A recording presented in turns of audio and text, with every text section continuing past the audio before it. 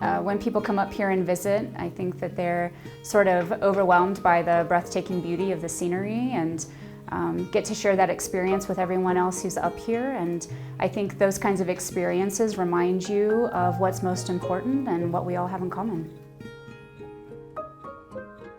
The Penroses utilized their wealth to develop and promote the Pikes Peak region as a world-class destination. So in the early 1930s, Spencer Penrose found out that he had throat cancer, and it eventually went into remission.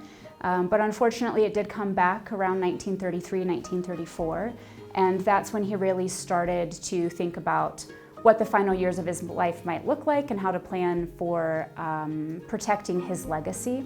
And so he got the idea to create the Shrine of the Sun as a burial ground for both him and his wife, as well as two of their close friends. Mr. and Mrs. Penrose, both not natives to Colorado, fell in love with the area, and they wanted to capture the history of the Pikes Peak region in mural form. So they hired Randall Davey, a famous artist from Santa Fe, New Mexico, to come in and paint the scenes that we see before us. Mr. Penrose hired the Civilian Conservation Corps. It was a program that was created during the Great Depression to provide work to people when there wasn't a lot of work to go around. And he had them build the Shrine of the Sun here on Cheyenne Mountain. Mr. Penrose was insistent that the shrine be built of local Pikes Peak granite, so it was quarried not too far from the building site here, and those Civilian Conservation Corps workers actually hand chiseled every single piece of granite that you see at the shrine today. What people will notice is that the architecture is unique for our particular area of the Front Range. And the feudal style castle, that is the tower, was actually inspired by a lot of the architecture that they saw when they were traveling through Europe.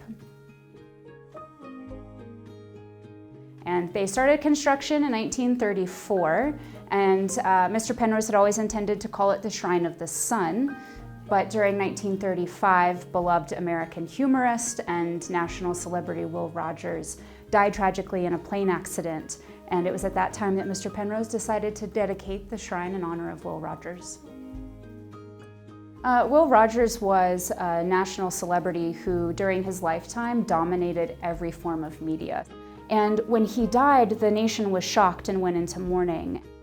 The Penroses were invested in the lives and well-being of the people of Colorado. I think they recognized a sort of kindred spirit in him, the way that he cared about humanity.